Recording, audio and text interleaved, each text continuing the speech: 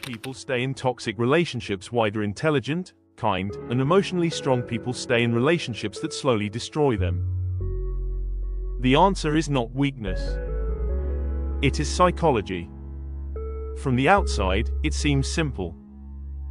If someone hurts you, disrespects you, manipulates you, or makes you feel worthless, you should leave. But human emotions are not that simple. Many good people stay in toxic relationships not because they enjoy pain, but because their brain becomes emotionally attached to the same person causing the damage. A toxic relationship usually does not begin with pain. It begins with attention, affection, compliments, deep conversations, promises, hope. In the beginning, the toxic person may make you feel special, chosen, understood, seen in a way no one else has ever seen you before. Your brain starts connecting that person with love, safety, and happiness. But slowly, things begin to change. The warmth becomes cold. The compliments become criticism. The love becomes confusion. The apologies become excuses. And the person who once made you feel safe becomes the person who makes you feel anxious. This creates emotional confusion. One day they are loving. The next day they are distant. One moment they apologize. The next moment they blame you. This unpredictable behavior creates a powerful emotional attachment. Psychologists call this intermittent reinforcement. It means love and affection are given unpredictably. And unpredictable rewards can become addictive. The brain starts chasing the good moments. You remember how they were in the beginning. You hope that version of them will come back. And every small act of kindness feels like proof that the relationship can still be saved. This is why toxic relationships are so hard to leave. The pain hurts. But the rare moments of love feel powerful. Your mind becomes trapped between fear and hope. Fear of losing them. Hope that they will change. Fear of being alone. Hope that the love was real. Fear that leaving means giving up. Hope that one more conversation will fix everything. But toxic relationships do not only affect your emotions. They affect your identity. After being criticized, blamed, ignored, or manipulated again and again, you may start doubting yourself. You may ask, am I too sensitive? Am I asking for too much? Is this my fault? Maybe I am the problem. This is how emotional manipulation works.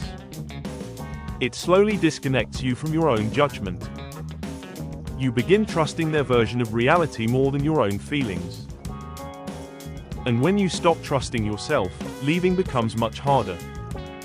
Another reason people stay is emotional investment.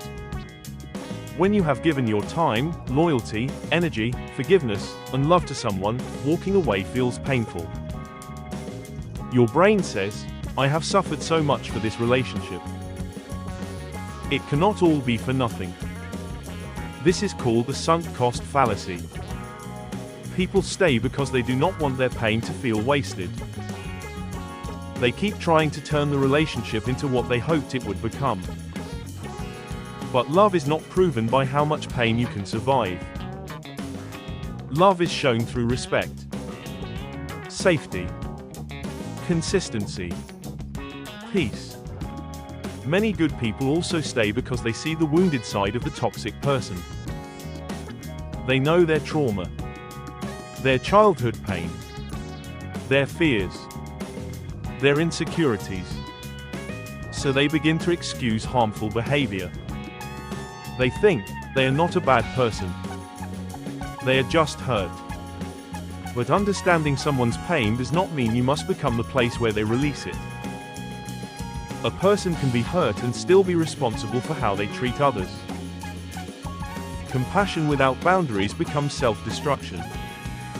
Another powerful reason people stay is fear.